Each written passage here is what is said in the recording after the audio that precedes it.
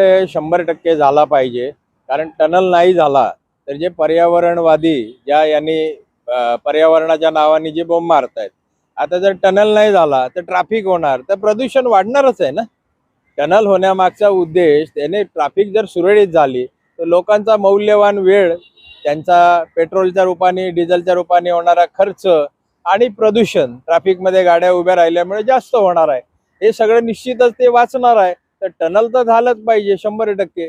याबाबत काही त्यांचं स्वतःचं सुद्धा दुमत नाहीये. आणि झाडं जी काही आपली कापली जाणार आहेत ती 100चीच संख्या आहे. त्याच्या मोबदल्यात पालिका 6,000-1,000 झाडंही लावणार आहे. आणि हा जो काही निर्णय आहे हा होण्याकरता थोडका नव्हे तर आज 15 वर्षाचा कालावधी गेलेला आहे. आज 15 वर्षाच्या कालावधीनंतर हे जेव्हा मार्गी लागत आहे तर त्यावेळेस कोणी खोडा घालणं हे अत्यंत चुकीचं आहे.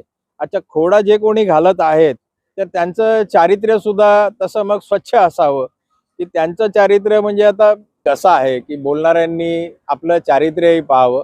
त्यांचं योगायोगाने आमचं आवरे फंटासियामध्ये ऑफिस आहे, त्यांचं सुद्धा दुकान ऑफिस आहे, तिथे ते संचालक मंडळात आहेत. आणि तिकडे त्या पत्की साहेबांनी जे काही कारभार केलेला आहे त्या कारभार म्हणजे त्या भ्रष्टाचाराचे न्यायालयाने सांगितलं आहे, मी म्हणत नाही, पण न्यायालयाने करोड रुपये आणि अधिक व्याजासहित असे यांना 2 करोड रुपये जर भरायला सांगितले असतील तर मग यांचं चारित्र्य कसं आहे हे जनतेने पाहावं.